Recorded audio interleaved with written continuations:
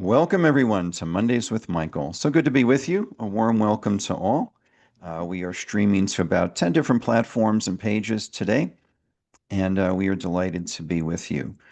So a warm welcome to all. If you'd like to check in, let us know who you are, where you're calling from, anything you'd like to share with the group. We'll get started. If you've come across some posts or articles or blogs or interviews or research papers or anything you wanted to share with the group on whatever platform you're on, please do. We'd love to hear from you. And again, a warm welcome to all. So this is, okay. So we've had so many wonderful guests in recent weeks that I thought it'd be nice just for you and I to have some time together. Certainly open to questions, really interested in that actually, what questions you have.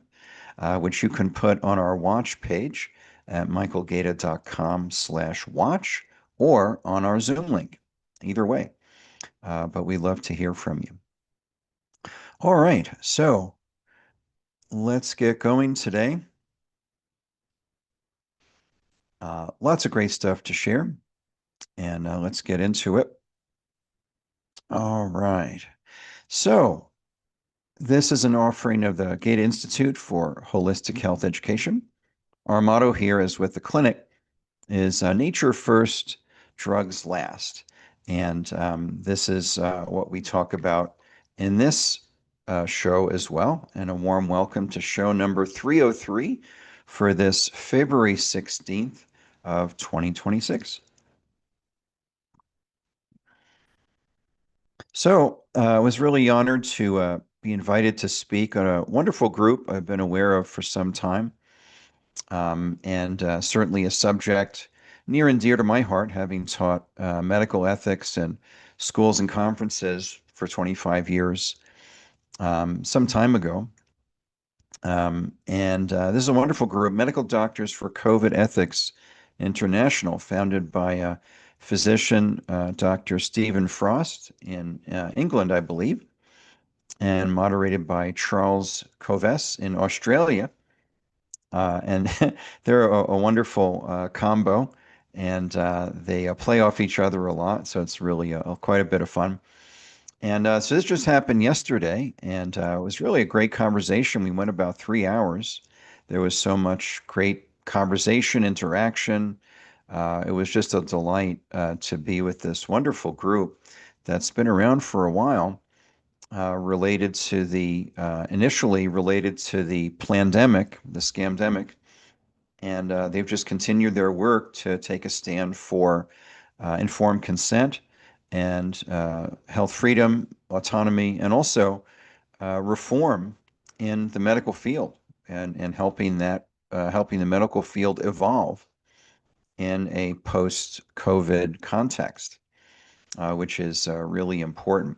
So yesterday we talked about, one of the things we talked about was the shocking erosion of trust in the medical profession in general, understandably, after the COVID fiasco, where basically everything the public was told was completely wrong. And not only wrong, but actively harmful, right? So the experimental injections and the masks and the distancing and the lockdowns and all of the closing schools and churches and all this nonsense with no evidence, no review, no, discussion, debate, anything.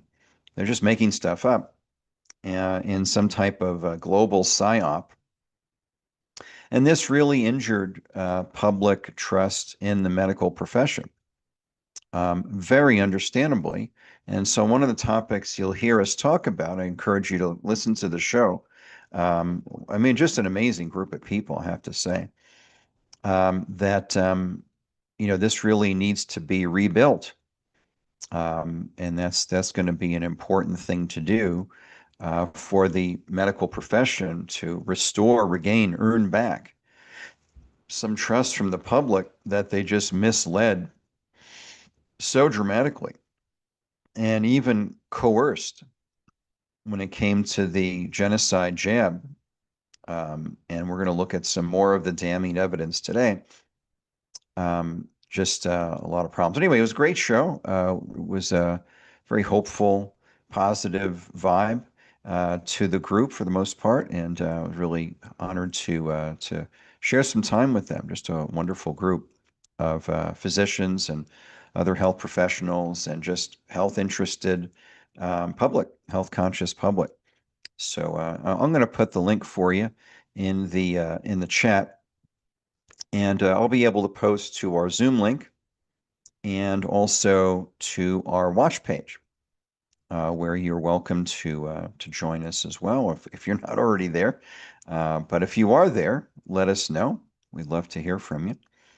And it looks like we've got yet last week's chat still in the in the watch page somehow. It's kind of a weird technical glitch, but it's a live show, so wacky things happen. Yeah.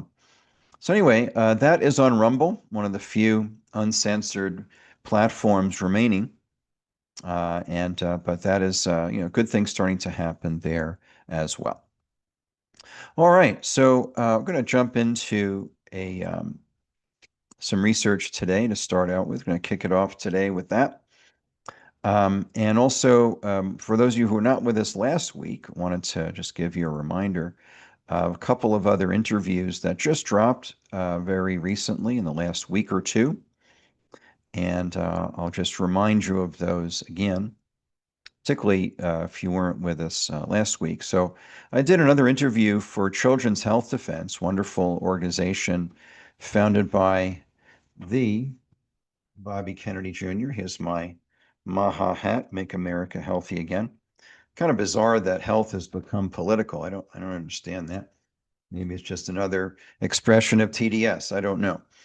But anyway, this was a great interview with my friend and fellow health freedom warrior, Bernadette Pager, who's a very successful author of fiction, and also does this great show on children's health defense called Informed Life Radio. So I encourage you to listen to that. And also, I was just on the great Dr. Peter McCullough, the cardiologist, internist, epidemiologist, on his show for the fourth time, which was great. And he wanted to talk about cancer. So guess what we talked about? Cancer. It was great. It was a great conversation. So I encourage you to listen to that as well. It's a really good one. And as always, really interested in your questions. We don't have a guest today, so we have lots of time for your questions. Anything you want to talk about, just put in the Zoom chat or the watch page chat, whatever you're on. And if you're on one of the other platforms, you can just scoot over to the watch page to submit your question or anything you'd like to share with the group. All right, so coming up today, I just have one announcement or another announcement as we get going today.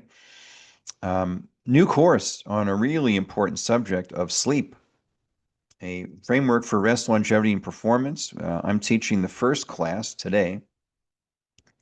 And then my good friend and fellow nutritionist, Dustin Strong, a very popular faculty member here at the school, will be teaching 3 classes after that. So it's a 4-class course starting today.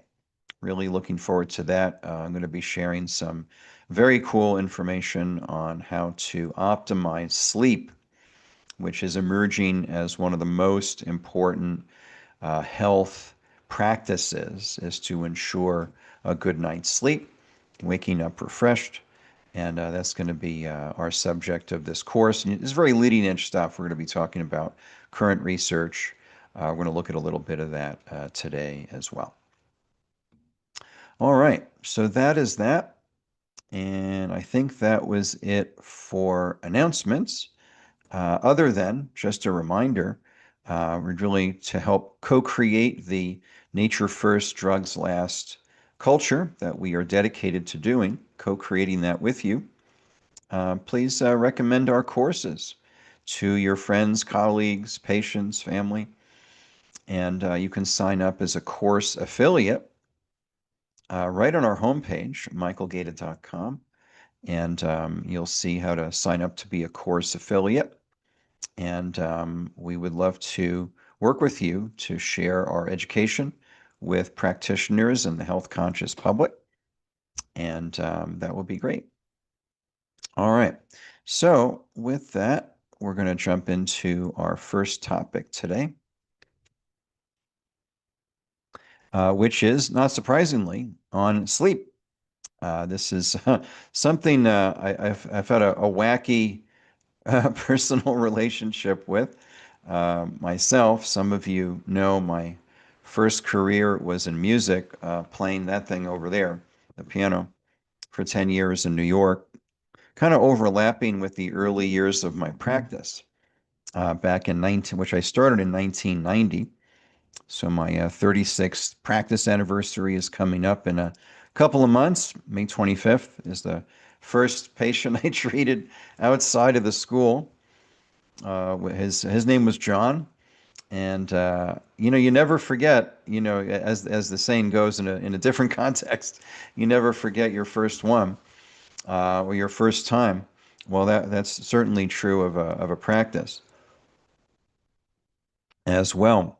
And I'm all of my colleagues who are also practitioners, I'm sure, could tell you that first patient they saw as a practitioner outside of their school clinic or something.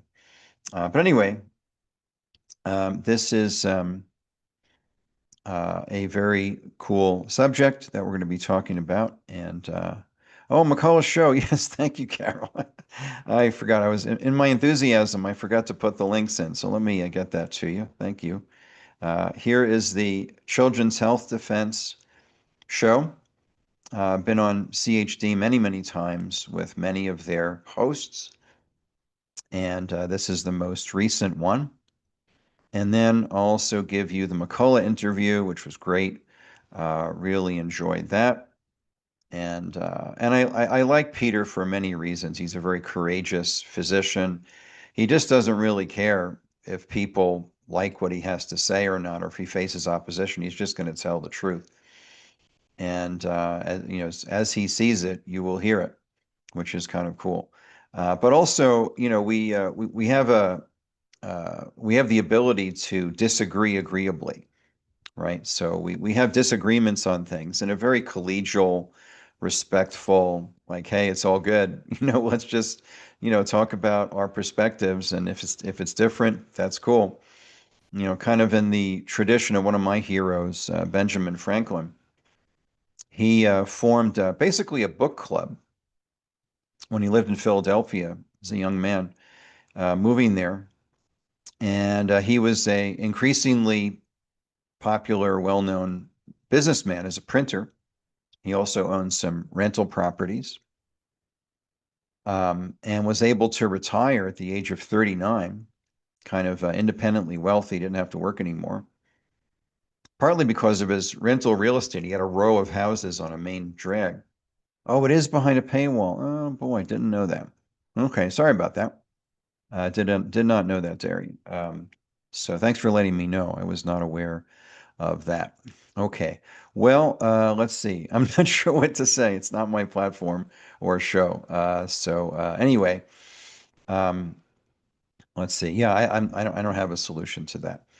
But anyway, yeah. Let's see. What can we do? Oh, well, what I can say is what I can give you is not quite the same, but a little something is I've recorded a couple of videos in our library that relate to cancer on black human seed and other things, and also talk about black human seed in some detail in our course. We have a free course on black human seed, which I'll put in there, which you can share with others if they want to learn about the herb. And I also include there's a class of compounds in the black human, which has been extensively researched at improving cancer resistance. So, yeah. But anyway, I was just saying, I appreciate that Peter and I can disagree agreeably on things like statins and animal fats and saturated fats and things like that. He's a great guy, just wonderful to work with, and a wonderful colleague. So our first study today, or a study we're going to look at today, is on sleep. This is a big deal paper that came out 10 days ago. So this is pretty current. Some of you know a colleague, friend, mentor of mine, Mark Anderson, and I periodically send him research that I come across because I'm reviewing hundreds of articles, hundreds of papers every month for our courses. And so I sent him an autoimmune paper that I thought he would find useful for his teachings. And it was published 4 days earlier. And he writes back, said, "Thanks, Michael, but next time could you send me something current?" So we kind of vibe on that because we're both from New York and have this like natural sarcasm style of humor that we kind of have this mutual New York sarcasm thing going on. But anyway, could you send me something more current? Anyway, 4 days old. Anyway, so this paper just came out 10 days ago. I'll give you the link. Published in perhaps the most prestigious science journal in the world, or one of them, Nature. And this paper is one of the ones we're going to be looking at in this sleep course that starts today. And let me give you a link to that before I forget. And so you can have a link right to it. This is on our course page, which I'll give you the link to our course page, and then you can go get the course and join us today. If you can't make all the classes, they're recorded. So this is published in Nature Medicine, very well-respected journal in the field. A multimodal sleep foundation model for disease prediction. Wow, that's a mouthful. I'm sure we could have simplified that title a bit, but that's okay. It's a great paper. And we're just going to look at this is a full text article, which is great. Always nice to see full text.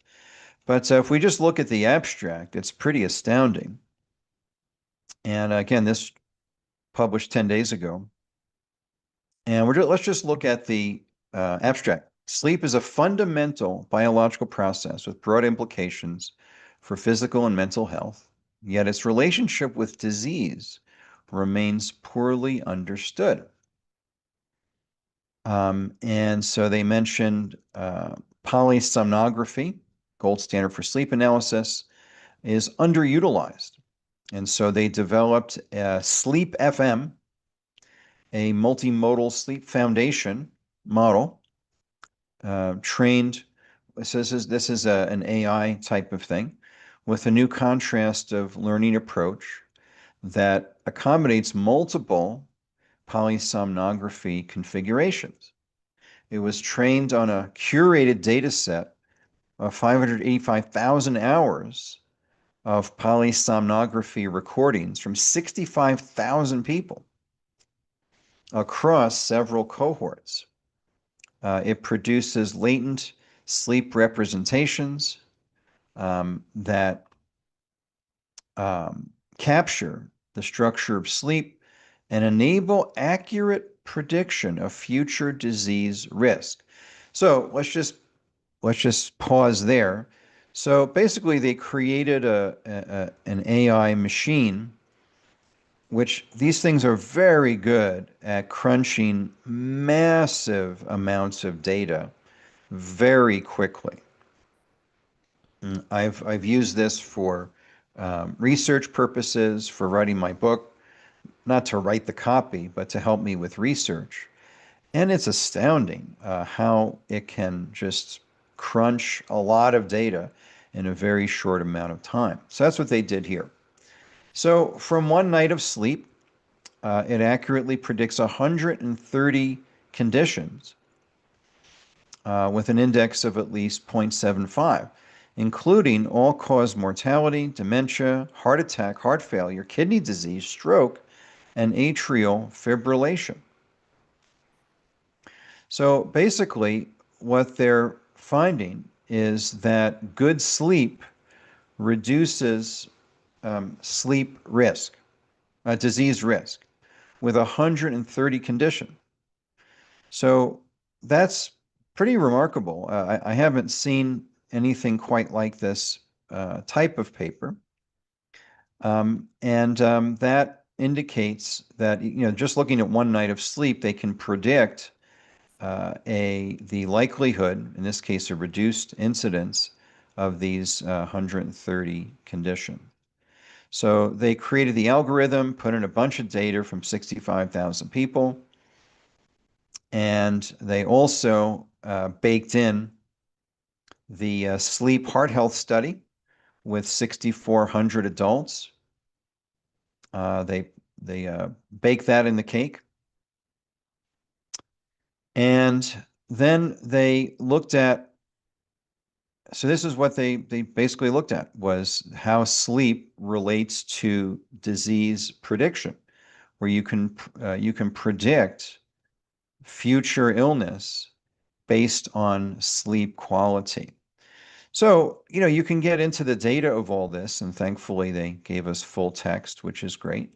But the point is that, the practical takeaway, very simple, is that good sleep reduces disease risk. So that's a pretty great conclusion from this idea. So there it is, and that's the first thing I wanted to share with you today.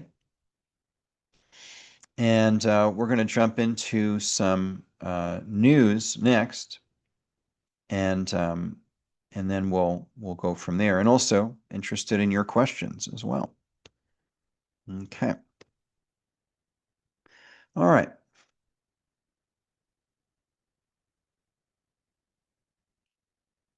Okay.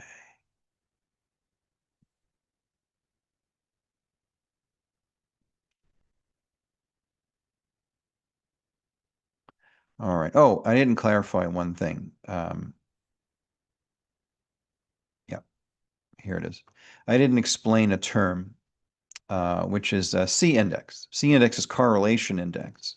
And what that means is how likely are those two things you're looking at, in this case, sleep and disease, to be well correlated.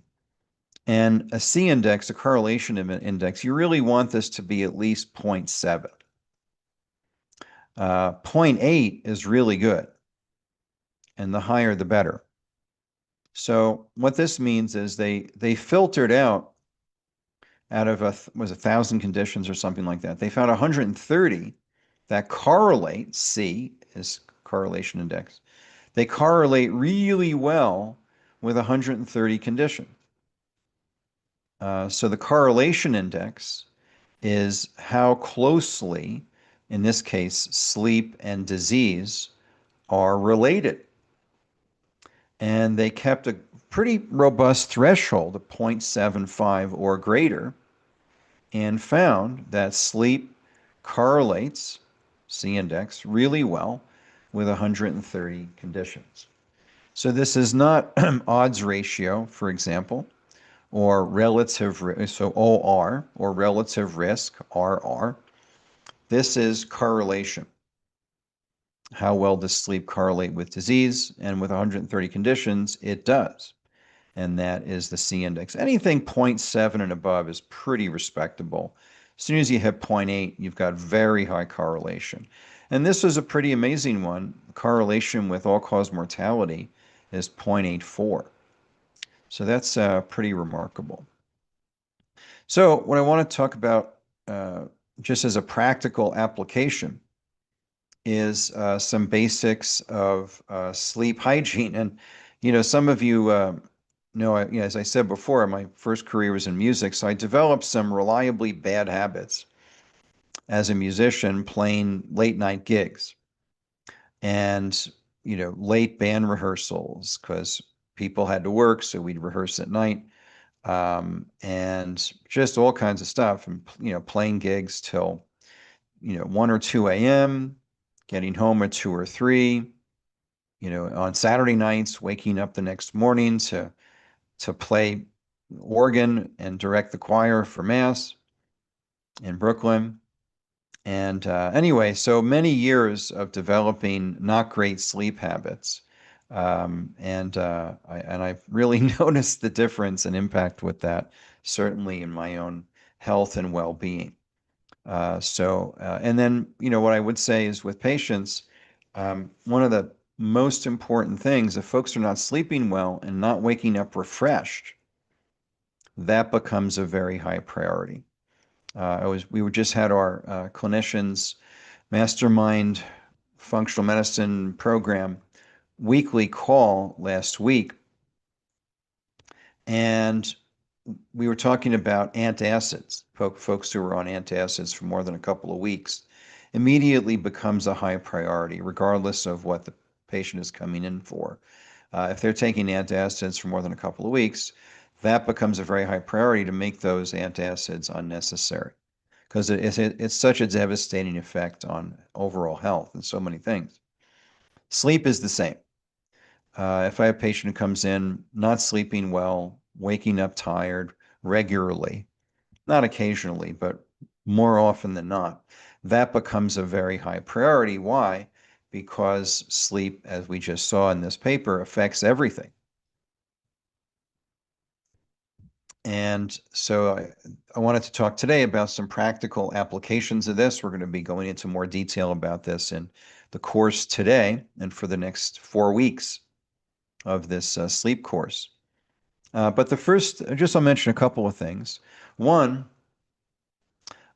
is the importance of sleep timing. There's two aspects of sleep timing. One is an hour of sleep before midnight is worth 2 hours of sleep after midnight. So getting to sleep before midnight is very helpful. 10 p.m. is a good maximum for an optimal thing. And then earlier is great too, even better perhaps. But for most people, 10 p.m. seems to be an average. Some people a little later, some people a little earlier. Second thing is to train the body. It takes about a month to go to sleep at about the same time, roughly, so that there's a rhythm to that. Rhythm is important. Next thing is quiet and dark. So quiet's very important for the brain to rest, and dark is essential for the pineal production of melatonin. For example, when I lived in New York City for my first 40 years of life, I think pretty much always was living on a main street with lots of traffic and buses and trucks and sirens and bright lights and all of this. Not super conducive to sleep at all. And found it very helpful to wear an eye mask and earplugs. And I was so delighted 17 years ago, moving to Colorado, that I didn't need, well, I was living on a farm, first of all. So that was, that was part of it. It was very quiet, farm country, very rural area. And it was amazing how peaceful it was. No eye mask, no earplugs. It was just quiet. It was dark, no street lights. It was just wonderful. And I had some of the best sleep ever in those, or at least an obvious difference in sleep quality. And I just woke up very refreshed. So thankfully, I haven't lived on a main street since leaving New York, which is good. And that really makes a difference. So if you're in a loud or bright environment, get that eye mask, those earplugs, whatever you need to do. Quiet and dark is important. Temperature, also important. Ideally, the bedroom would be cool. That is a helpful thing to do. And let's see.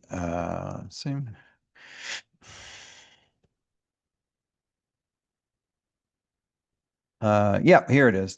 I remember coming across a paper on this subject. Yeah, here it is. Yeah. So let me just show you that. Okay, here it is. So this is a paper that came out a few years ago, and I'll give you the link. And yeah, it popped right up. I remember coming across this some time ago, and here it is: associations of bedroom temperature and ventilation with sleep quality. There's your link. And sleep is essential, da da da. And oh no, this wasn't the temperature. I mean, hold on. Oh yes, yeah, so a well ventilated room seemed to help, and that was so good. You know, fresh air in the room can be very helpful. This paper did not show a relationship with temperature, but with fresh air. So like open the window or have the thing on ventilate. So that paper. There's another one which did show a relationship of temperature and a definite improvement. I typically set my thermostat for 63 or 64 at night. So it's a cool bedroom that does seem to improve sleep. A lot of patients have noted that over the years. They just trial and error figured that out for themselves. They just sleep better if the bedroom's a little cool. So that's that. So those are some basic sleep hygiene things: temperature, quiet, dark, regular time, um, ideally getting to bed by 10. That hour of sleep before midnight is worth 2 hours of sleep after. And those are some basics. And part of our job with this course that's coming up today, which you can register for at michaelgaeta.com, just click on courses, is we're basically going to get through the sleep hygiene, but then we want to get to all the deeper stuff. The hygiene is basic. We want to go beyond sleep hygiene to more deeper concepts. And so that that would be that. Okay. All right. So let's see. Yes. So this was a paper on this subject, and this is one of my favorite Chinese herbs for a lot of reasons, and something I take every day just preventatively. Let me get this for you onto the watch page. And there it is. Good. Okay, and this is here it is. Yeah. So this was an animal study on one of my favorite herbs. And animal studies are good. Human studies are much better. The animal studies sort of point in the direction of what would be good things to study in human trials, which are obviously the most important. And unless you're a veterinarian and you just treat animals, then the animal studies are all you need, I guess. But anyway, this was one of my favorite herbs, Salvia miltiorhiza, ameliorating cognitive dysfunction with sleep deprivation. This is one of the big problems with sleep deprivation is impaired cognitive performance. So they just start out, boom, first sentence, sleep deprivation causes learning, missing a comma, memory, maybe missing the Oxford comma, and cognitive impairment. Salvia miltiorhiza, this is Dan Shen, Chinese sage, or red sage, has been traditionally used for sleep-related disorders. So let's see, what does that mean? In Chinese medicine, this is part of the highest class of herbs that correspond to heaven and aid in the fulfillment of one's destiny and potential. designed to prolong the years of life without, or used to prolong the years of life without aging. So that sounds good, right? But that whole class of herbs like ginseng, astragalus, schizandra, and this herb, danshen, are Chinese herbs that nourish destiny, the fulfillment of potential, and longevity without aging. So this study was not aimed to establish that danshen helps with sleep deprivation, cognitive impairment. This was about the mechanism, because they just say it right here. Previous studies have shown that this herb, danshen, can ameliorate sleep deprivation induced cognitive impairment. So that's their basic supposition, is that this herb is awesome for helping your brain work better if you're sleep deprived. Now, ideally, you don't want to be sleep deprived, but if you are, this herb definitely helps with cognition. Now, beyond that, I use this herb all the time for cognitive impairment in general, regardless of source or cause. And you'll find this herb, by the way, in our store. Pharmaceutical GMP certified danshen at michaelgaeta.com/store. I'll give you the link here. And then also in the watch page. And in here, boom. Okay.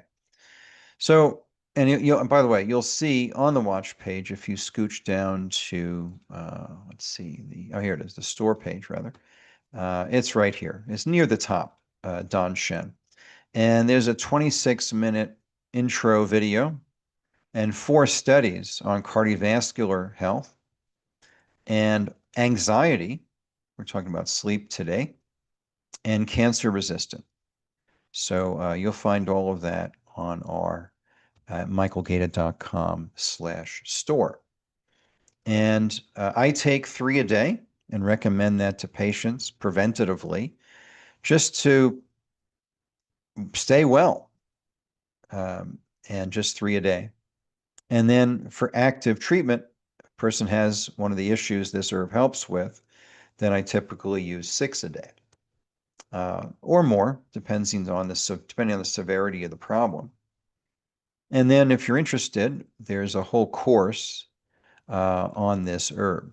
Quite a bit of detail. Chinese sage, ancient herb for modern times. So you'll see all the details of that there.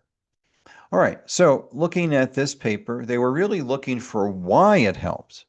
So you have certain studies will look, well, does it work? Does it help? Is it useful in this area? And then other studies will, like this one, will look at why.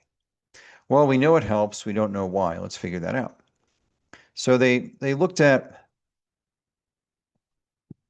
various ways of testing these rats for cognitive function. There was a maze and other things that they did. And they found that the herb significantly improves spatial learning and memory abilities in rats, while also reducing hippocampal damage and reducing inflammation. Now, that's one of the many benefits of this herb, is it's a profound and very polyvalent, multiple actions modulator of inflammation. It's one of the reasons it's such a good cardiovascular herb, improving cancer resistance. It's just great for managing inflammation. They found that this herb modulated 26 different metabolites related to phospholipid metabolism and other things. And so they looked at, they found that there were a range of actions that this herb interacted with a range of biochemical or physiological pathways. And they concluded our study provides new insights into this herb as a dietary supplement for treating sleep deprivation-induced cognitive impairment. And for this purpose, I would typically use 6 a day of this particular formula or more. And what's great is this is full text, I believe. Yeah, this is full text. And they go into all the details of how they figured this out, how they analyzed the rats, the different metabolites of the herb, different pathways that this herb interacts with, and just very helpful. And they mentioned the most famous compound in this plant is the class of compounds are the tonchanones. And the most famous and well-researched of the compounds in the whole herb that are part of this class of tonchanones is tonchanone 2A. That's easily the most researched component or compound within the plant. Now, very important principle of holistic approach to herbs is to use a full spectrum extract and not merely an isolate that leaves stuff out. You want the whole plant. In this case, it's the root that we use. So pretty remarkable. And then what's kind of cool is that they identified some pathways, toll-like receptor 4, nuclear factor kappa B, and this is a pathway related to the gut microbiome. That's pretty remarkable. And they also point out that studies have pointed a causal relationship, possible causal relationship between these sleep and cardiovascular.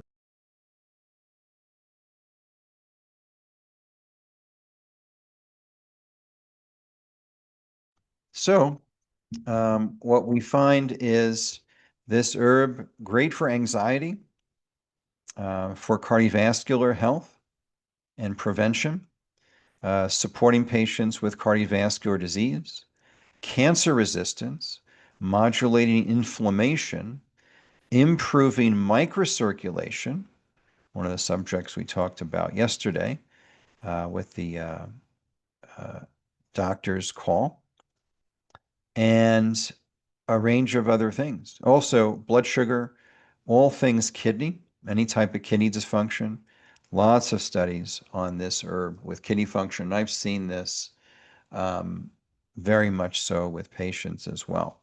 Kidney function just improves reliably. It's not the only thing we do, but this kind of almost epidemic of kidney problems, kidney failure, is very reversible, very reversible. So it's important to keep that in mind. All right, so this is just a bit on the subject of sleep. Wanted to talk about it because it's on my mind, getting ready for this course that starts today. Really encourage you to join us later today for class 1 of 4 with myself and Dustin Strong. So that's that. And just wanted to pause and just share with you we have an amazing roster of guests coming up, and I'll give you the link here. And then it looks like we've got some action in the chat here, which I'm looking forward to getting into that. Let me get this over to the watch page. And we've got some amazing guests coming up. So next week, we have none other than the great Dr. Peter McCullough coming on the show live. And he's going to be talking about the dangers of spike protein, which the catastrophic genocide jab mRNA injections, they're not vaccines, but gene modification drugs have. And he's also going to be answering your questions live. Dr. McCullough was on the show previously, but he had to pre-record, because he sees patients on Mondays. So we're really honored that he's going to be with us live for next week's show. So please tell your friends. Dr. McCullough is coming for, it'll be our 6th conversation, 2 for this show, 4 for his. And it's going to be a great conversation. So really looking forward to that. Then the next week or 2 weeks later, we're going to have Dee Dee Hoover, the partner of the great Dr. Paul Thomas, who was just on 2 weeks ago. Dee Dee Hoover is a fellow massage therapist, and we're going to be talking about children's mental health. Then we have a physician pharmacist. That's an unusual combination, and she's with us today, actually. Dr. Daria Schooler. Wonderful lady, also very aware of the importance of microcirculation and the beamer to human health. So looking forward to that. And then returning to the show for the 4th time, Dr. Brian Hooker, the Chief Scientific Officer of Children's Health Defense and author of the super important, awesome, fabulous, essential reading book, which I just, here it is.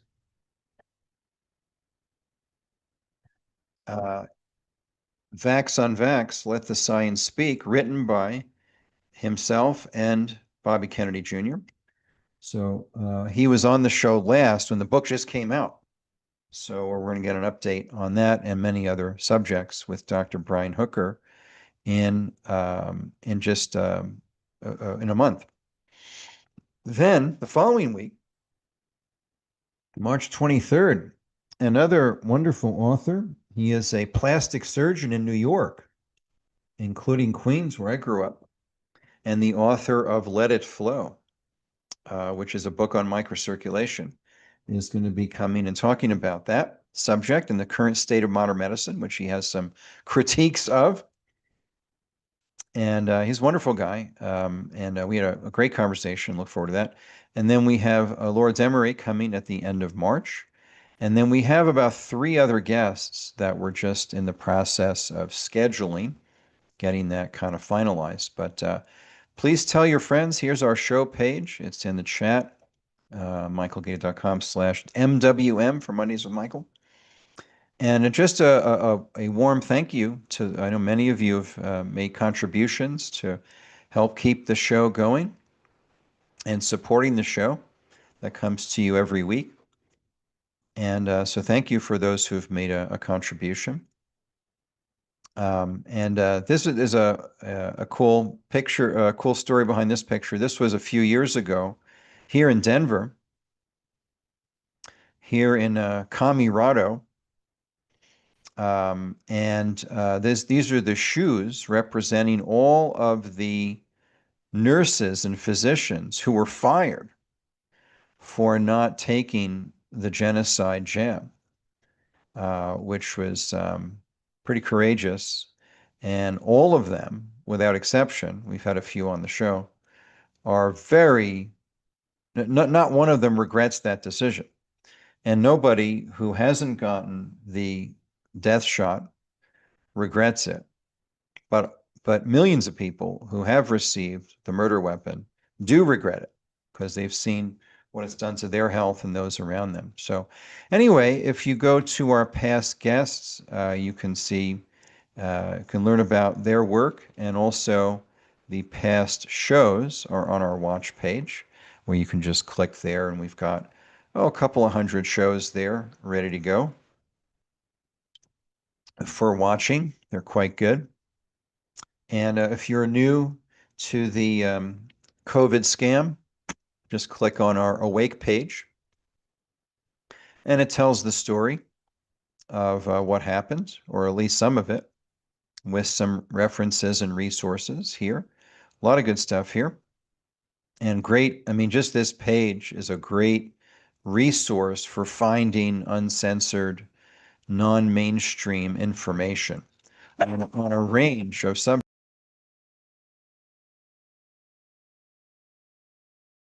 So yeah, so tells the COVID story.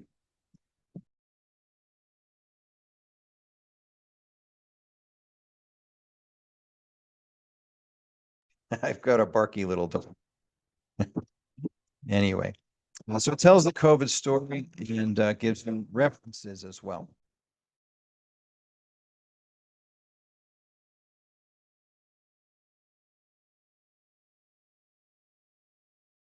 Okay.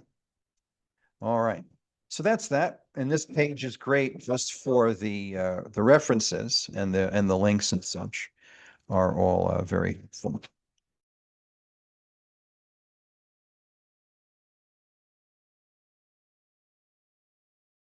Okay. All right. Well, he's usually good, but it's a live show and stuff happens sometimes. All right. So that's that. We're going to jump now into our next section, which is some updates. Oh boy. Okay. Excuse me for one second.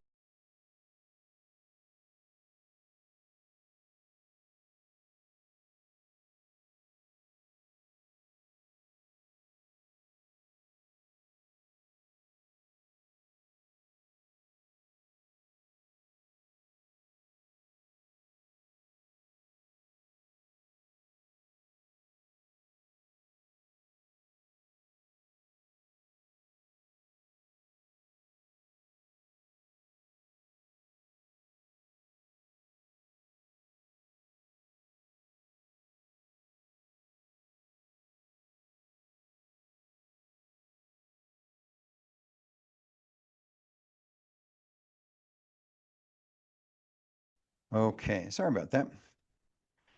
All right. So I want to get into our next section here, which is some updates. Okay. Got some health news. This was very funny. This was this was from the Bobby Kennedy's page called Secretary Kennedy. And he managed to team up with none other than Mike Tyson. And he he did a Super Bowl commercial and has become a real ally of the Eat Real Food movement, which is pretty fabulous. So we now have a new website called realfood.com. And here's the Super Bowl commercial from perhaps the greatest heavyweight boxer of all time.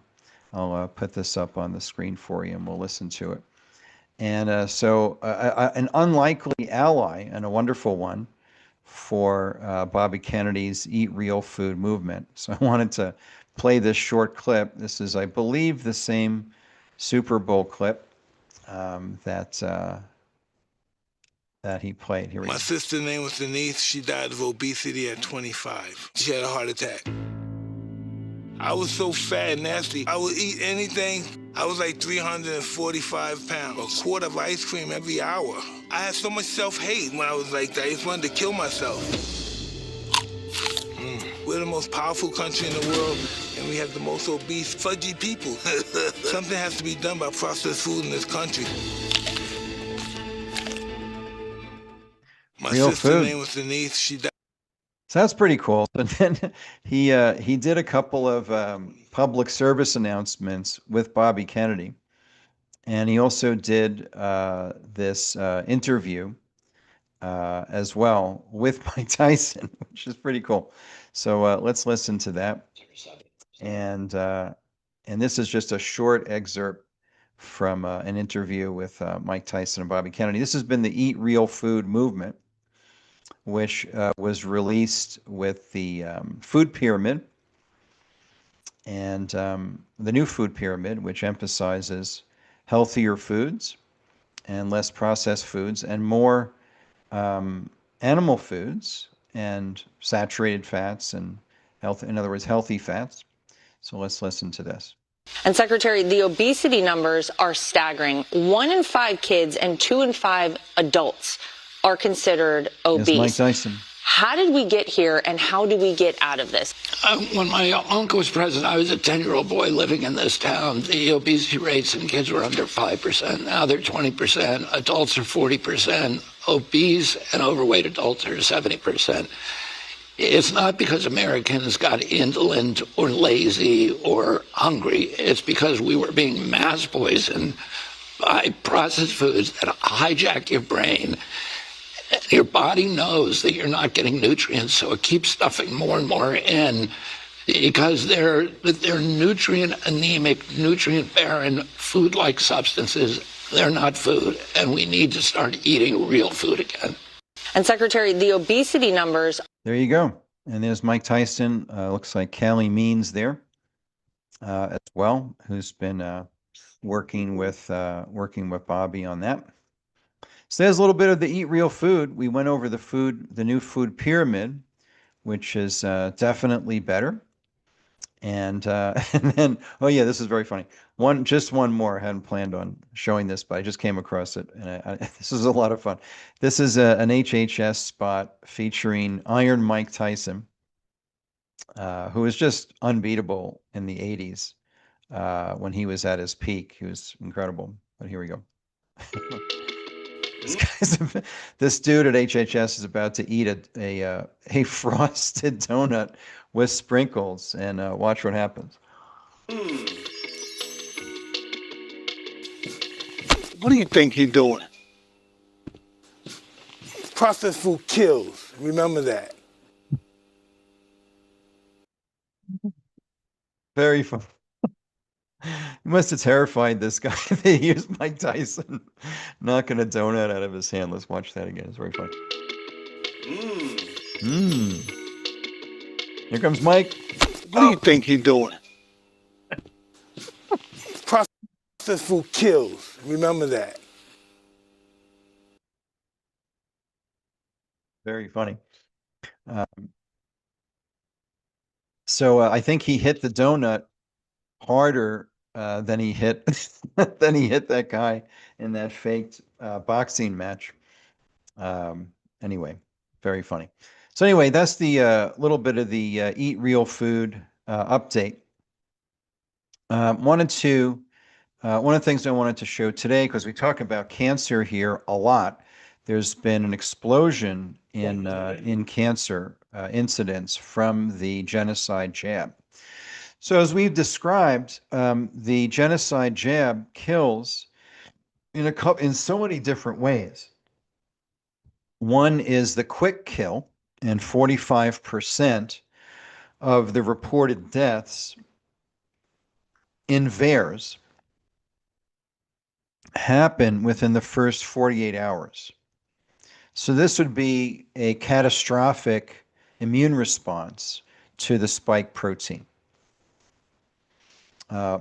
Would be one of the mechanisms anyway.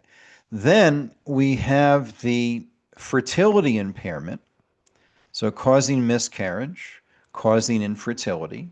So that's life prevention. And then we have the long kill. And this is the heart attacks, the strokes, the blood clots, and the cancer.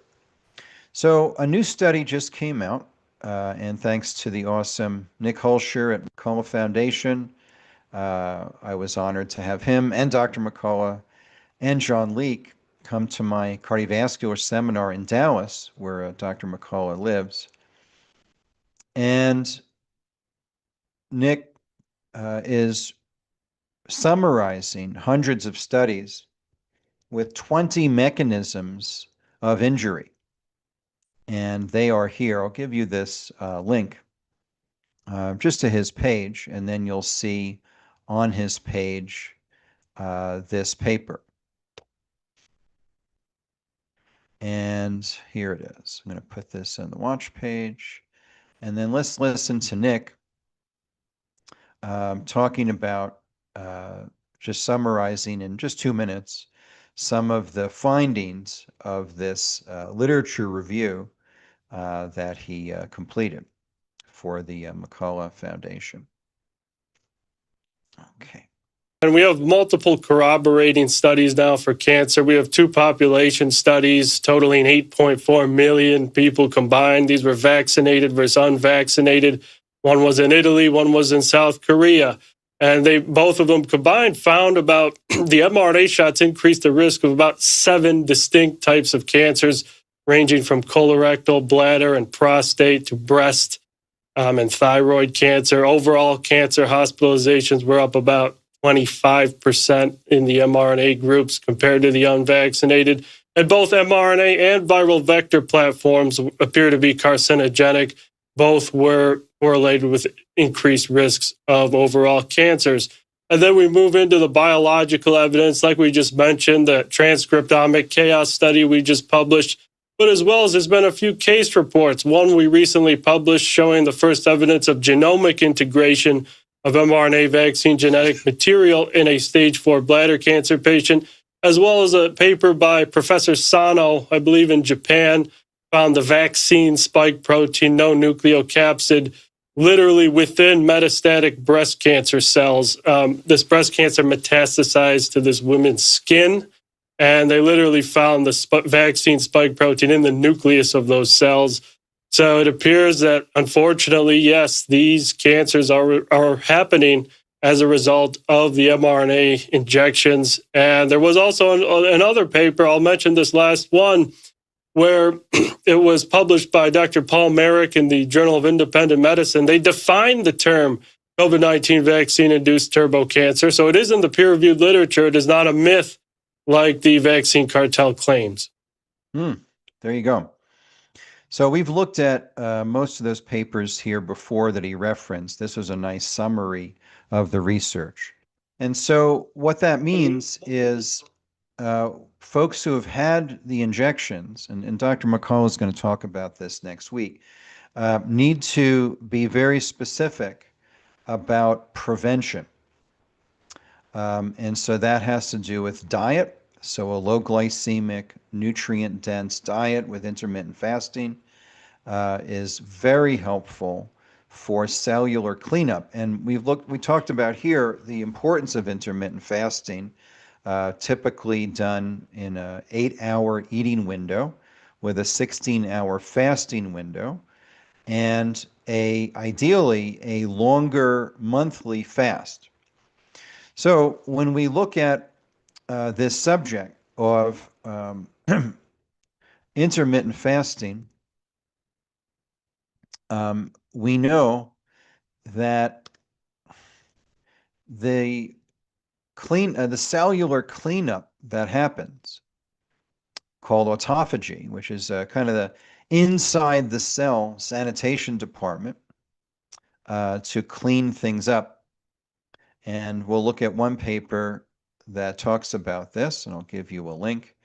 And this was published in a Brazilian journal.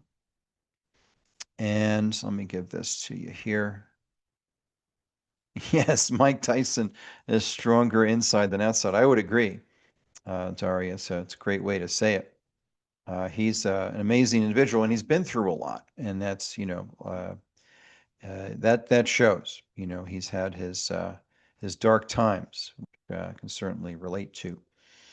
So autophagy and intermittent fasting, the connection for cancer therapy is the title of this paper. And it is full text, so you can get into that. We're just going to look at the abstract. And this is a lifestyle thing. It's not a supplement. It's not an herb, though I love those things. It's a lifestyle thing. And you're not eating less. You're eating less often. Cancer is the leading cause of death worldwide. And that's an interesting stat. It kind of, they dance back and forth for worldwide mortality. Not U.S., but worldwide mortality is often cancer as the number one. Cardiovascular is number two. In the U.S., cardiovascular is reliably number one. But really, number one is the medical system. As we pointed out here, the Death by Medicine paper, which came out in 2004, multiple physicians, PhDs, contributing to that paper, reevaluated in 2011, same conclusion. That the medical system is the main cause of death. in the US. Worldwide, it appears to be cancer, and according to the official stats in the US, it is cardiovascular disease, about 850,000 a year.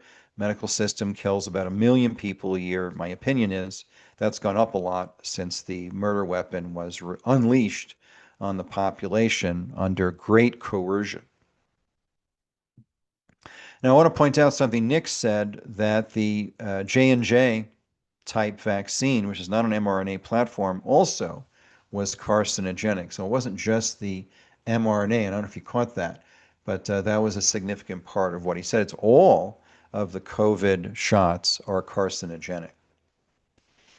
So we know that intermittent fasting massively improves the outcomes with chemotherapy. Not that I'm a big fan of chemotherapy, but it is occasionally indicated. But the benefits of autophagy go beyond folks on chemotherapy. So autophagy, quote, can suppress or promote tumors developing, depending on the developmental stage and tumor type. Modulating autophagy for cancer treatment is an interesting therapeutic approach. Nutritional restriction is a promising protocol to modulate autophagy and enhance the efficacy of anti-cancer therapies while protecting normal cells.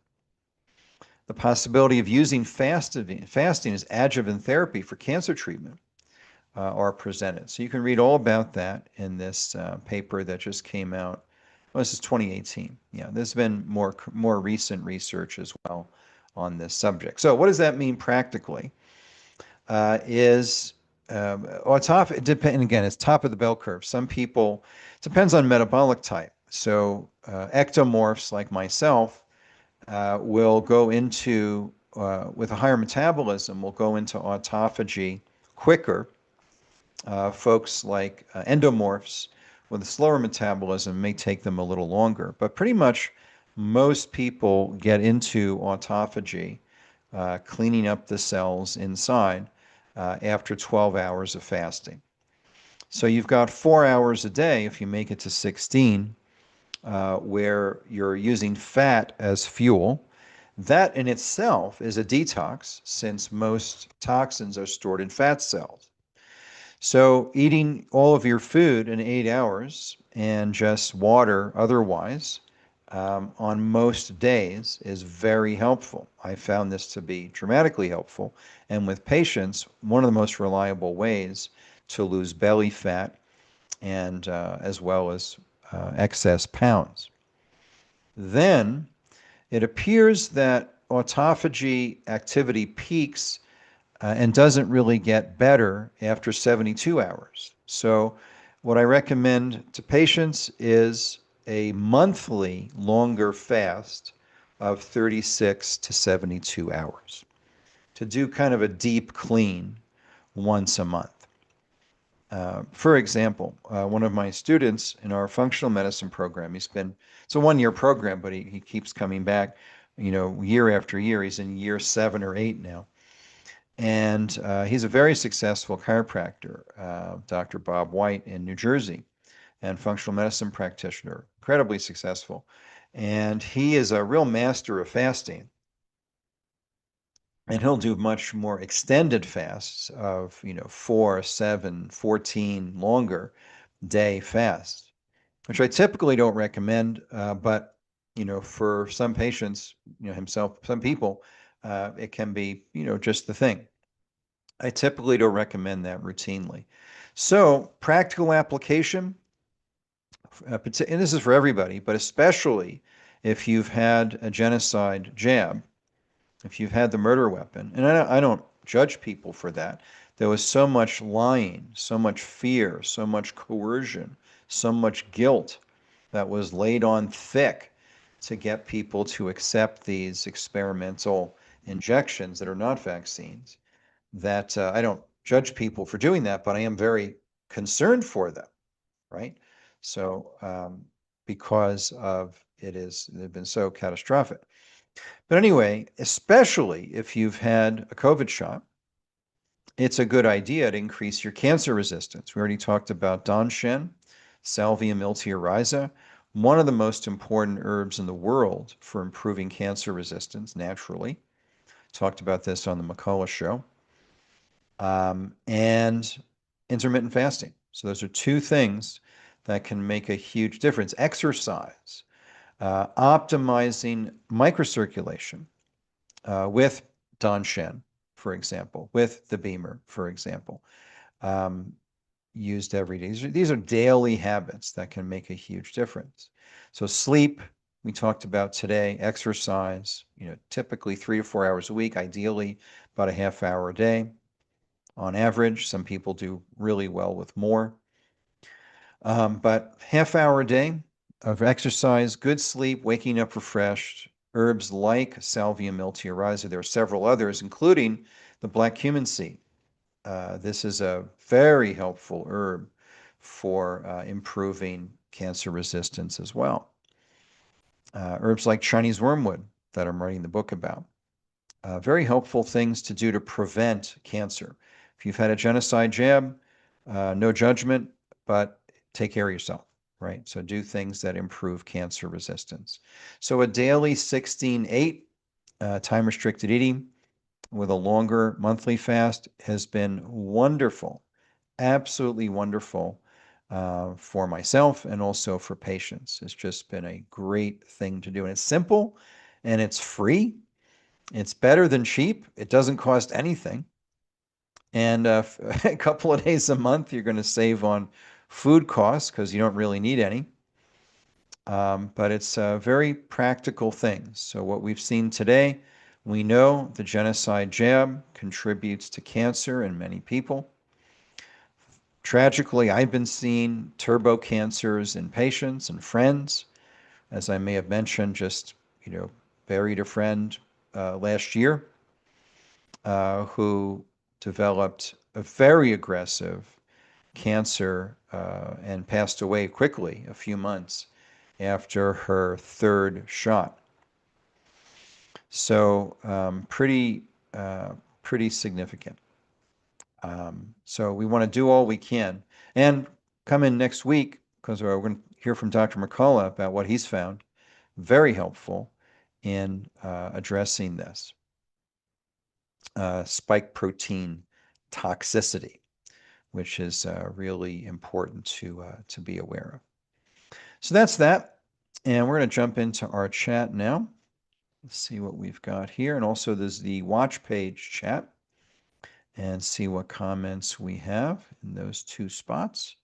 Oh, yes, just a reminder, when you join us if you'd like to join us for today's sleep course that starts today, goes for 4 weeks, use your Mondays with Michael discount code for all of our courses, MWM10. And okay, excellent.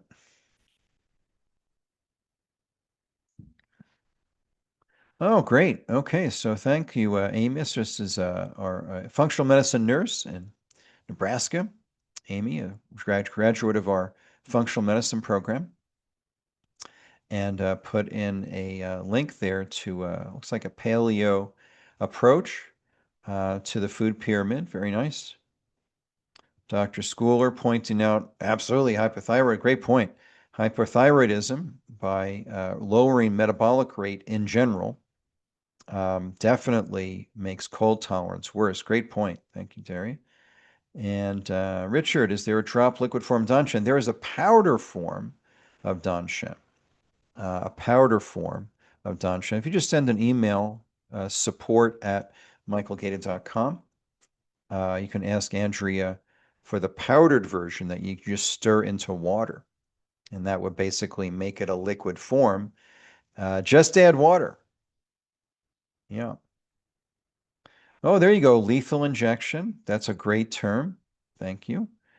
Oh, getting powder of, yes, that is a big factor for sure. Yeah, absolutely. Amy's asking in regards to sleep, ashwagandha versus ashwagandha complex. Yeah, that's an easy one. It's definitely ashwagandha forte, Forte, not the ashwagandha complex. This is Withania somnifera. And look at that right in the name, the botanical name is, and we'll look at it together. Here's the formula that is wonderful. I take it every day for improving sleep, but also as an adaptogen tonic. It's a wonderful Ayurvedic herb, and we can look at it together. I want to give you some tips on that. But Withania somnifera, let's look at that name together. Here's the herb. This is the most potent ashwagandha formula in the world that I have seen. 4 grams go into each tablet. So if we just look at the, let's look at the nutritional information. Okay, here we go. So let's take a look at that. So here's the ashwagandha root, and this is sometimes called Indian ginseng. It's not a great description because it's very different than Korean or Panax ginseng, quite different. That's not a sleep herb. Ashwagandha certainly is, but they both are adaptogen herbs, which are the most important class of herbs in the world. And here it is, and there's the name named after the Roman god Somnus. Somnus was the god of sleep and managed to become immortalized in the name of this herb, Withania somnifera. And this is one of the only 2 herbs that I'm aware of that give you energy and stamina and endurance and reduce anxiety and improve sleep. Most herbs will do one or the other, but not both, right? So you have herbs like kava, which improve sleep, but don't necessarily enhance mental and physical endurance and stamina. Or you'll have herbs like Korean ginseng, Panax ginseng root, which definitely improves stamina and endurance and reduces all-cause mortality and cancer incidence, but isn't really going to be super helpful for most people anyway with sleep. So here's an herb. The other one that does this is one of my favorite Chinese herbs. Actually, 2 of my favorite Chinese herbs do this. One is danshen. Has some adaptogen ability, but definitely can enhance physical and mental performance, but it's a major sleep herb. And Schizandra, Wu Weizi in Chinese medicine, Schizandra fruit, 5-flavor fruit, Wu Weizi, also improves stamina, endurance, physical, mental, at the same time as ameliorating anxiety and improving sleep. So this is a great herb for that purpose. You really wouldn't use necessarily the ashwagandha complex. Oh, and by the way, the dose of this herb is typically 1 a day of the ashwagandha forte. 4 grams is definitely a therapeutic dose. Sometimes for folks who are really exhausted or just have terrible sleep, I'll go to 2 a day for whatever number, 1, 2, or 3 months before going over to a 1 a day maintenance dose, which is what I take myself. So very important. This is 4 grams of herb extracted full spectrum, not isolated into or fractionated into a 400-gram finished product, and standardized to 10 milligrams of withanolides, which is a great marker compound of quality. Sometimes marker compounds are the same as the active compounds, but not always. And this is an example. We haven't really figured out what in ashwagandha makes it work so well. We have ideas, but we do know what good marker compounds are. So the actives aren't clear, but the marker compounds are clear. And that would be, for example, in this particular herb. So 10 milligrams per tablet of withanolides in the ashwagandha forte. So you wouldn't really use the ashwagandha complex in this case. which is a shorter term formula, kind of for 2 to 4 months, wired and tired. And you look at just the differentiation of this herb. It's a wonderful formula. But the two of the herbs, licorice and ginseng, are chi tonics in Chinese medicine that aren't super specific for sleep. So you really wouldn't typically recommend ginseng and licorice, which are found in dozens of Chinese herbal formulas. You really wouldn't use that for sleep. It's more for fatigue. Now, you could use, say, one or two of this formula in the morning. You'll get an even bigger energy boost with the ginseng and licorice. We have a calming nervine tonic, skullcap, Scutellaria lateriflora, which is a wonderful calming sedative, reduces irritability, calms anxiety, really good for kind of type A folks who are wired and tired. And then you have the ashwagandha, but a lot less ashwagandha. So one tablet gives you about a quarter tablet of one ashwagandha forte.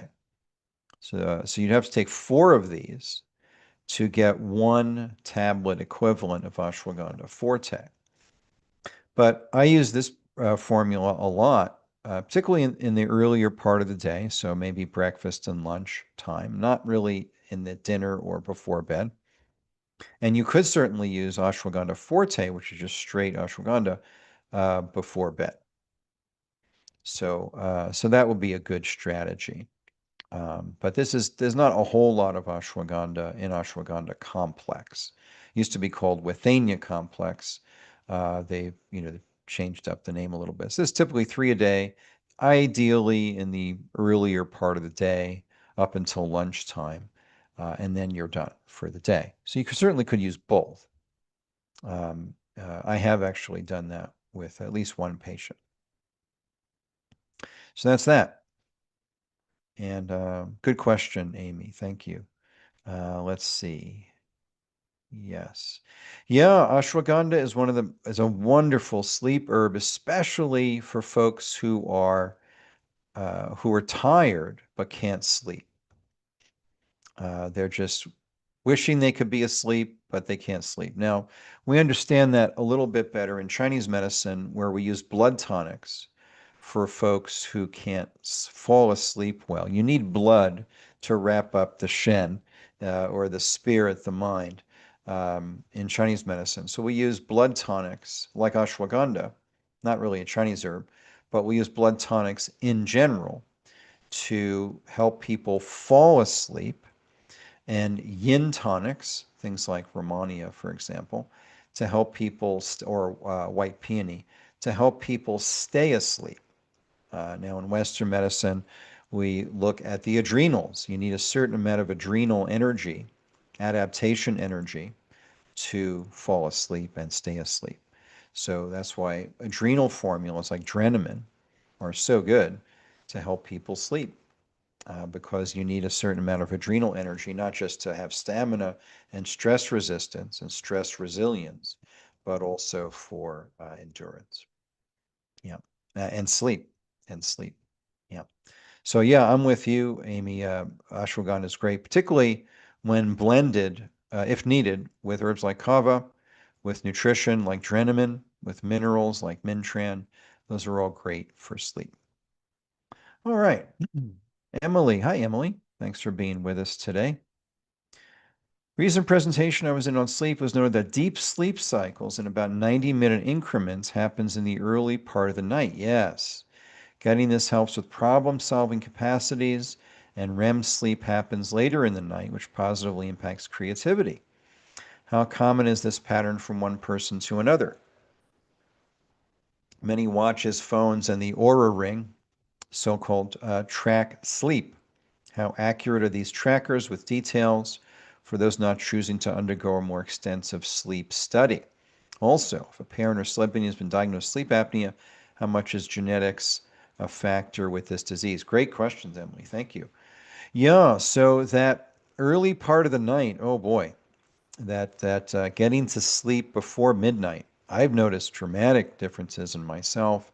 If I get to sleep at 9 or 10, even 10:30, I wake up, fairly early, 6, 7 a.m., feeling completely refreshed and wide awake, like I just slept great. So that is, yeah, that's very accurate. That early sleep helps a lot. And then the later sleep, for sure, has different function, for sure, and that really helps as well. So have confidence I think it's pretty consistent for the most part, to my knowledge. I think that benefits of early, but also not only early sleep. You don't want to just sleep for 2 hours from 10 to 12. You need that full night's sleep. That's time of repair. Sleep is repair time. And that's when the body repairs itself. It's also when the brain detoxifies itself through what we call the glymphatic system. So think of the word lymphatic with a G at the beginning, and you get glymphatic. And that is brain drainage. And that's how the brain detoxifies and cleanses and clears itself of waste, inflammation, toxins, all of that. It's an aspect of microcirculation. That's why the Beamer, one of the reasons, is so good for sleep. Patients, one of the most common things they report is they feel very relaxed and their sleep dramatically improves pretty immediately using this home care medical device. So I gave you the page in the chat. So you'll find this is an information page about, this is a home care device, and you'll see, if you're a health professional, licensed, there's a research study for you, our weekly class schedule, there's a free email course and education site, and then just lots of good information on this. And it's wonderful for improving sleep. So all the details, how to get one, all of that. And then please join us every fourth Thursday at noon Eastern Time for Science and Solutions, where we look at microcirculation and human health. That's going to be our subject in a couple of weeks with Dr. Edmund Kwan. And then we've got some recorded schedules, and there was an article in Epoch Times on the Beamer. They didn't mention it by name, but that's what they were talking about, the benefits of PEMF therapy, so that link is there as well. So I would recommend get that for home use for the whole family. It's 8 minutes twice a day. Dramatically improves microcirculation, oxygen delivery, sleep, and reducing anxiety. Anyway, so other than that, let's see. Yeah, I mean, I haven't used any of these tracking devices. The Oura Ring is probably the most popular one. And this is everyone I've spoken to who has at least that device really likes it. So I haven't gone deep about how it works and how accurate they are. I'm sorry, I can't comment on that. I can just say the feedback has been positive. If a person has been diagnosed with sleep apnea, how much is genetics is a predisposition, but my experience, I haven't treated a lot of patients successfully with apnea. It's more of an epigenetic thing. Usually has to do with weight, which we call in Chinese medicine damp phlegm. So damp phlegm affecting the shen, or the mind, includes sleep, is a big thing. So when using phlegm resolving, dampness resolving strategies is very helpful, which in Western medicine, in basic would be improved digestion. Is one way to think about it in a Western style way.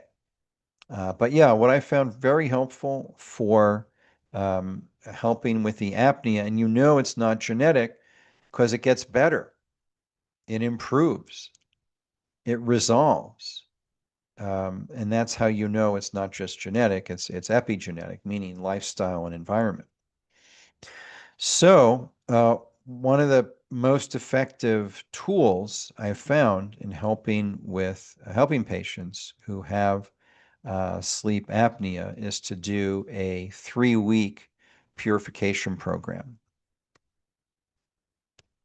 And I'll give you the, let's see here, I'll give you just to look at it. This is the classic kit, and I'll give you a link in the chat as well. Okay, there you go. Okay. Okay. And also put this in the watch page. I do recommend folks do this once a year. And let me get a page up for you. The link is in the chat. And this is a 21-day purification program. That's very important to do once a year. I do some modifications. I add LivCo and Betafood and GI Adsorb to what's written here. But this is the core basic protocol. It's 21 days. And it's one of the most powerful protocols I use. It's part of the master sequence of 12 protocols that I teach my students and use with patients. And it's dramatic. People typically lose weight. The most common thing they notice is they're thinking better. The brain fog is gone. The mental clarity has returned. They typically lose weight and fat. They learn how to eat better. They sleep better. A lot of things improve. So this is good to do for everybody in our, chemically toxic world. Once a year, I really like May, the apex of the springtime. In Chinese medicine, that's liver gallbladder time, the wood element. So doing an annual cleanse, an annual purification, just for 3 weeks, clean diet, supplements, exercise, journaling, and a media fast is very helpful for sleep apnea. Very, very helpful. So far, every patient that I've treated improves. Their sleep improves. Very helpful. So yeah, genetics can be a factor for sure, but resolving damp phlegm and purification really help quite a bit. So thanks, Emily. Daria. Oh yeah, Damiana. Interesting. Yeah, Damiana is famous for alleviating depression and also as an aphrodisiac, especially in men, but women as well. And Damiana could be, it wouldn't be my first choice, but certainly could be a very fine choice for some folks. Yeah. Yeah. So yeah, Damiana, certainly safe to try, and I would give it a go. It was in the Neviton Forte, which is the best kind of herbal antidepressant in the world, easily. Used it, tremendous success, and for some reason they took it out and replaced it with saffron, which is a good choice, but they could have just left it in and added the saffron. That would have been better. But they took out the Damiana. And I noticed patients who took the Damiana, including formula, and it's available as a liquid, they found that sexual function improved as well. So, but yeah, if there's any concern about depression, this is a very helpful formula for that purpose, which is Neviton Forte. I've helped dozens of patients just not need their antidepressants anymore. And then they work with their physician to come off those drugs, but they just feel better. It's very reliable, typically just 3 a day. And what a great formula. It's a little bit of a tangent, but it's okay. I love this formula.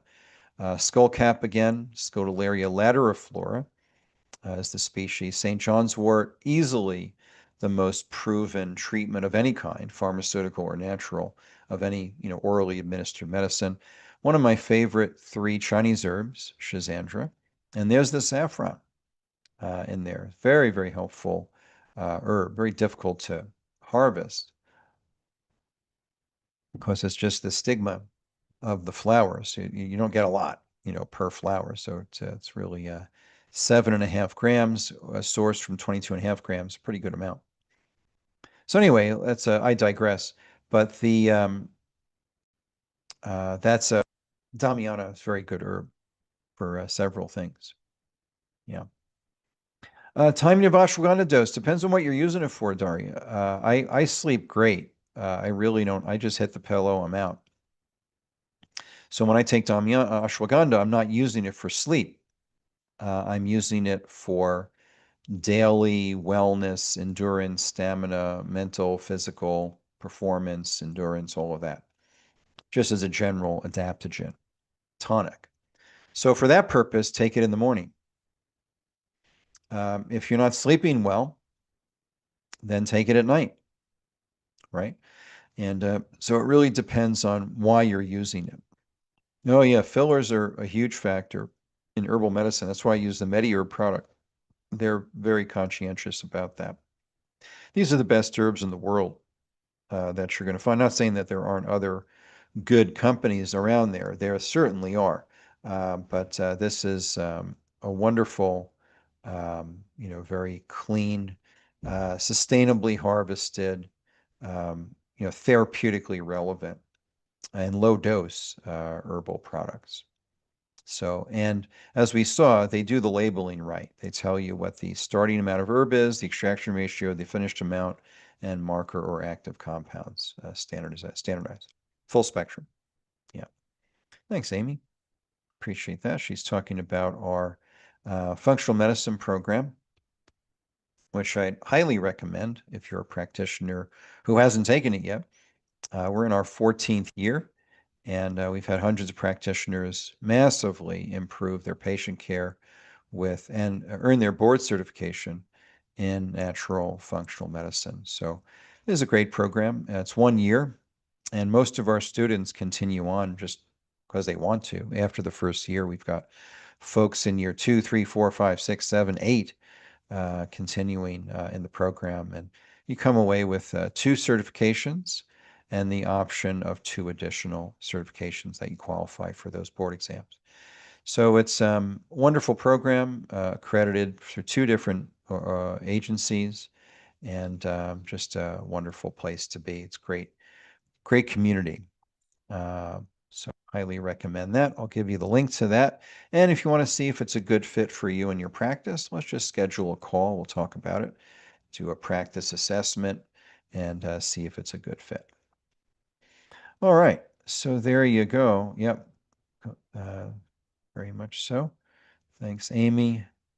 Yeah, I'm with you, Dr. School. Beamer drops you directly into Delta sleep. The old special program activates the REM cycle beginning 2 hours before waking. Yeah, absolutely, 100%. Yeah, that essentials. I still have my essentials set.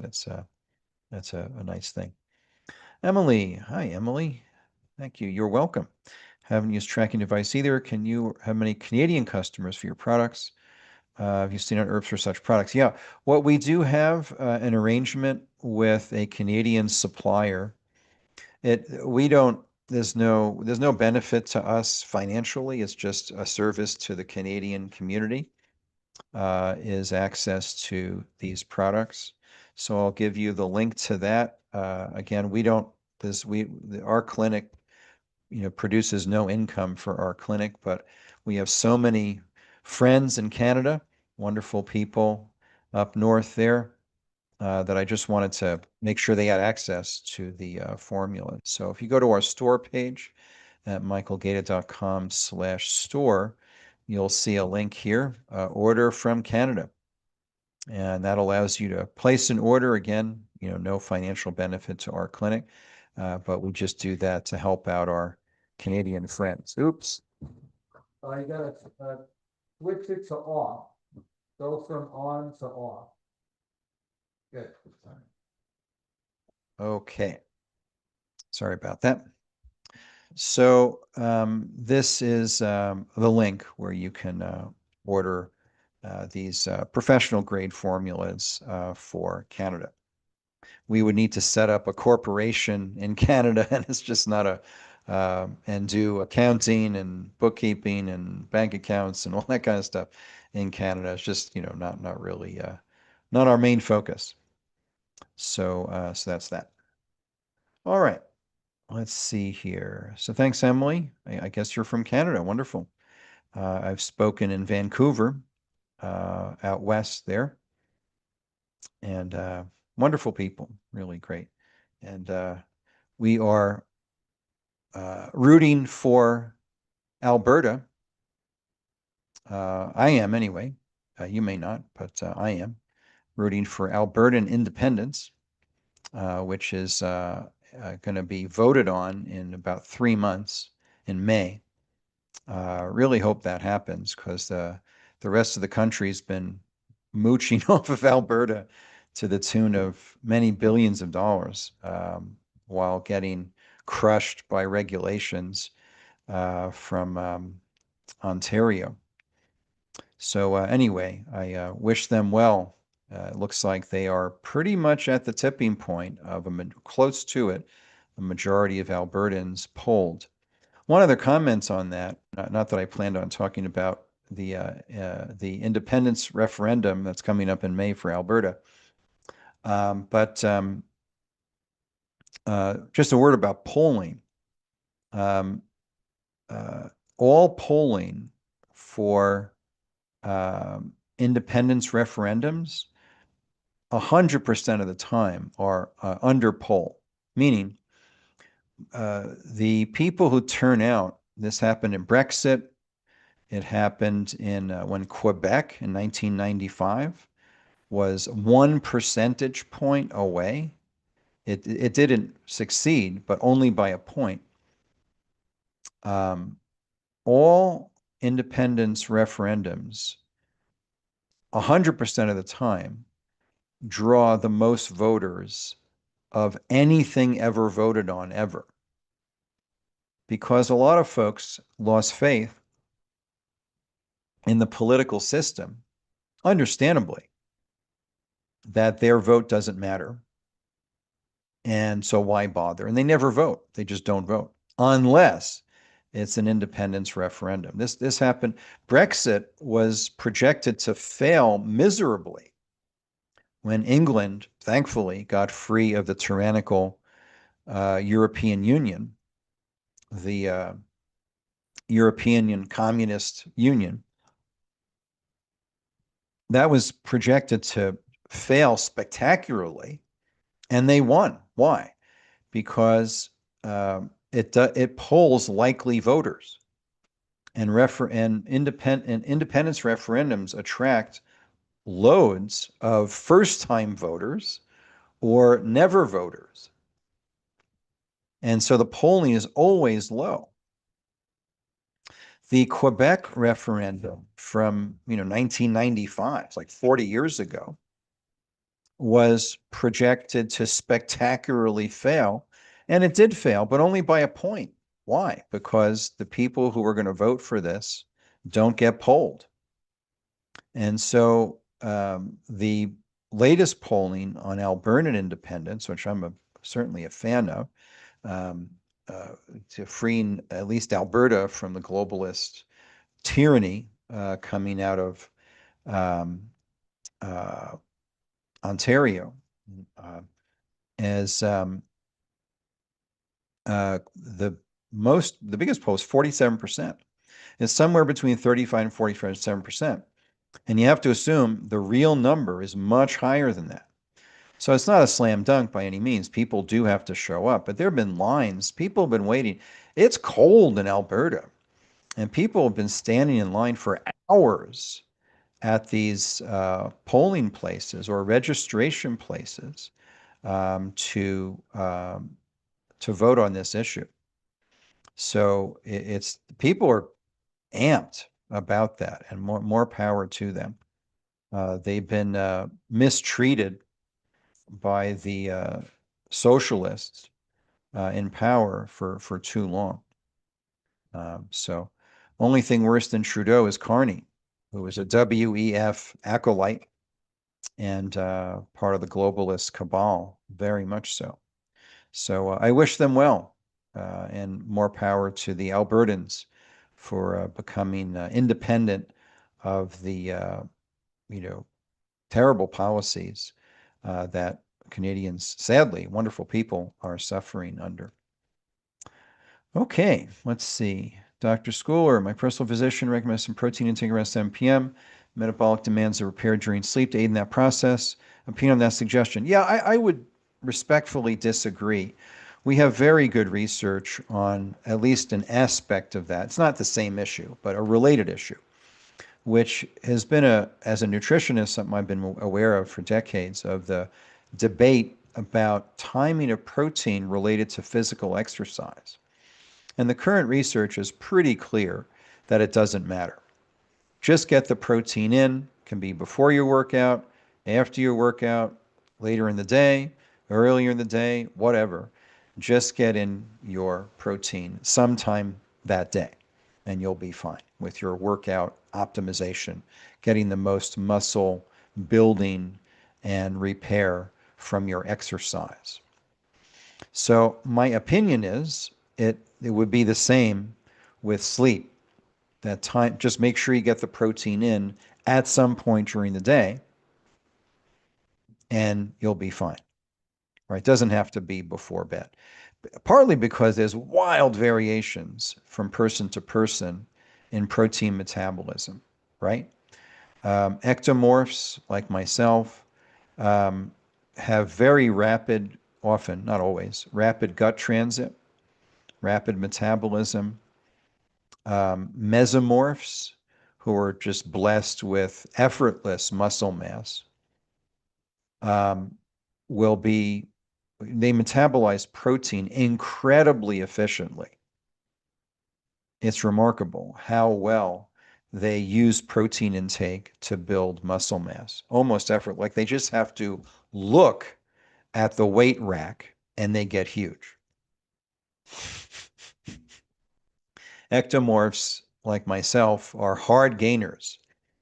I spent years in the gym with very little to show for it in terms of muscle mass, and decided I'd focus on things that have an outcome, like martial arts practice, which I really enjoy, or skiing, for example.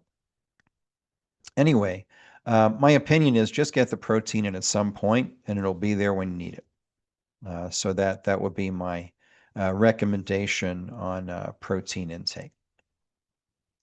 A good place to go is about half a gram per pound based on level of physical activity. Folks who are very physically active might need closer to a gram per pound. Bodybuilders, power lifters, they're often, when I'm working with these folks, and I'm recommending that they eat, we got to focus on digestion as well. It's a lot of protein to digest. So we'll do a lot of digestive support, Zypan and such. But they might eat 200 grams of protein a day, right? The average American adult typically will do well with an average of 100 grams of protein a day. So much more than a lot of people are typically used to eating. But it varies according to physical activity. Some folks will be just fine with instead of half a gram would be on the lower end. I think a half a gram per pound. So say a 150-pound person, or probably, who's not that physically active, but just does some basic stuff, will be fine with 75 grams of protein a day. The more resistive exercise they do, the more physical activity they do, that's going to have to get closer to that 100 grams or more of protein per day. So just get it in. I don't think timing's that important. Yeah. So Emily, yes, I do have patients in Canada who, use that link. Okay.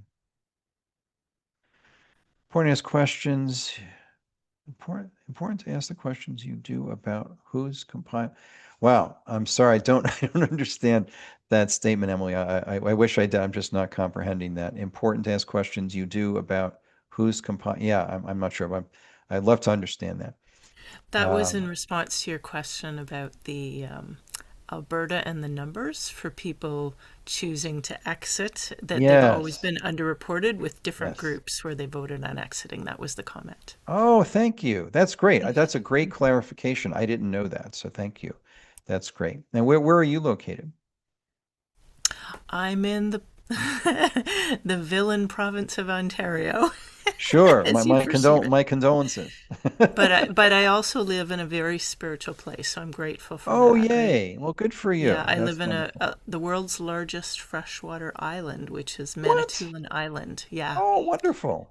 And it's got a lot of ancient history, a lot of spiritual energy here, Oh, I so I love feel it. very blessed. Oh, that's great. Well, and you are contributing to that spiritual vibe up there. So that's great because you're there. Thank you. You're blessing the land as well as much as the land is blessing you.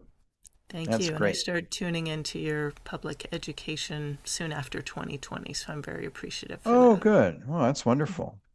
Manitoulin Island. Wonderful.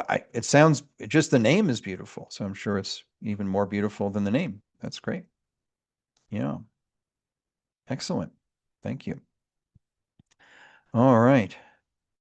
Oatmeal with peanut butter and bourbon. There you go. Okay. Well, if you're intermittent fasting, you certainly could pound some protein at 7, right? So if you start eating at 11 a.m. and you're done eating at 7, or you start eating at 12 and you're done at 8, you're good to go. And it's a very easy thing to do for most people. I've only had a few patients who have a hard time with intermittent fasting, and what they are able to do is something, right? They just stretch it out a little bit. Maybe they can't get to a 16-hour fast. Maybe they can do 15, 14, whatever works, for them, but there's always a benefit to that. And it's much more of an ancestral approach. Back in the day, people didn't just snack all day. They typically ate 1 or 2 meals, ancestrally. So that's very, kind of consistent with that. All right. Well, that's everything I had for today, folks. Thank you for your presence and participation. Encourage you to join us for our upcoming sleep course, which I'll be teaching today. Dustin Strong teaching the other classes. And please check out we have, what are we up to now? 67 courses in our course page. Use your MWM 10 discount. That's great. Oh, wow, look at that. There's some indigenous folks there and Amish folks there on the island. That's wonderful. I'll have to put that on my bucket list and get up to Manitoulin Island. It looks wonderful. So I'm sure it's quite a beautiful thing. All right, so we've done it for today. I'm going to close with some music for you. Thanks for being here. I'm going to play something. I think I'm going to play an original today, something that I wrote. And oh wow! So just because I'm intrigued, here is this. Oh wow! It really is. Oh yeah, we're going to look at this over here. This is just map here, and let's get let's get the Earth on this because it's going to be beautiful. Let's take a look here. Look at that. Let's see if we can get this going. Oh, here's a view.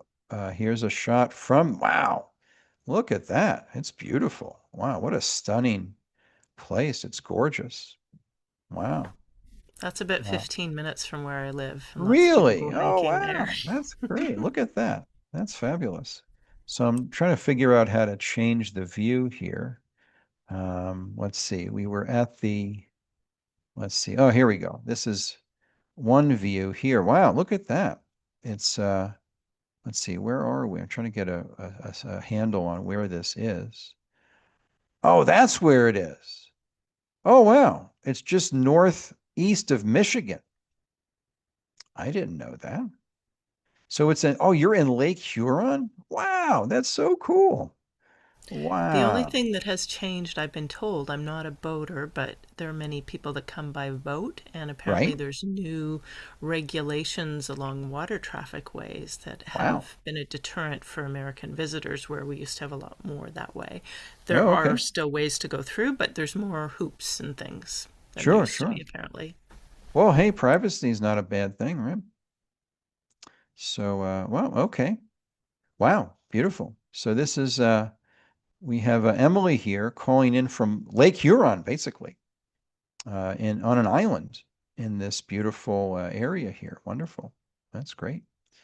Excellent. I spoke a few times not there, but not too far from there in Traverse City, which is a beautiful town in northern Michigan. And then I hiked out to this Pyramid Point near Traverse City and overlooking Lake Michigan. And boy, oh boy, just a beautiful part of the world up there. It's just great. Yeah. So great. Well, welcome from this beautiful island. Wow, it's just great. I wish I could figure out how to get the, let me see, layers, terrain. Let's try that. No, that didn't do it. How do I get the Earth? That's topography and elevation, satellite. Ah, there we go. It doesn't help a lot, but anyway, you get just a general idea here. Tobacco Lake. Wow, I wonder what the story is behind that. That's cool. All right. Well, anyway, great to have you, Emily, from beautiful Manitoulin Island in the bright spot in Ontario. Beautiful. All right. Well, thanks everybody for being here. Please tell your friends. Peter McCullough is going to be in the house on next Monday. So please join us for that. And hopefully I'll see you later today for class 1 of our first ever sleep course. And have a wonderful week. And we will see you next week. All right. So let's see. This is, let's see. I think I'm going to play for you a song I wrote. It was actually, it was music I wrote to lyrics of a poem called Tone. I'm not going to sing it because it's out of my range, but this was a poem called Tone, very spiritual lyrics that I wrote music to. So I haven't played this in a while. I've never played it on the show before. It just occurred to me that I hadn't, so I'd like to share it with you. And this is called Tone, T-O-N-E, an original, which was music setting to a poem. All right. Well, blessings to you and yours, everybody. And we will see you next week with Dr. Peter McCullough, who will be here live. And look forward to that and being with you then. Oh, okay. Yeah, this guy. And Bentley says goodbye as well. He's wishing you a good week. Okay, right? Okay. Okay. All right. You need to get down. We've got sound for musicians on, little microphone, and we're good. Okay. Okay. Okay. All right.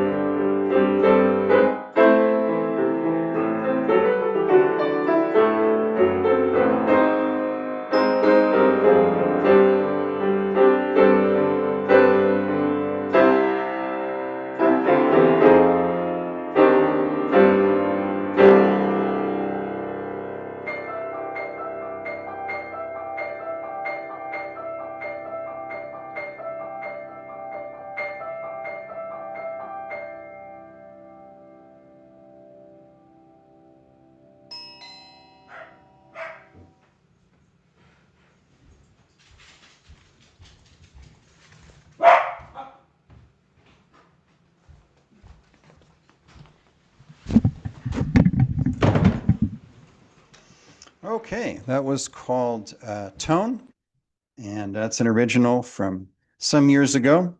And thanks everybody for being with us today. Blessings to you and yours. Have a wonderful week, and we will see you next week with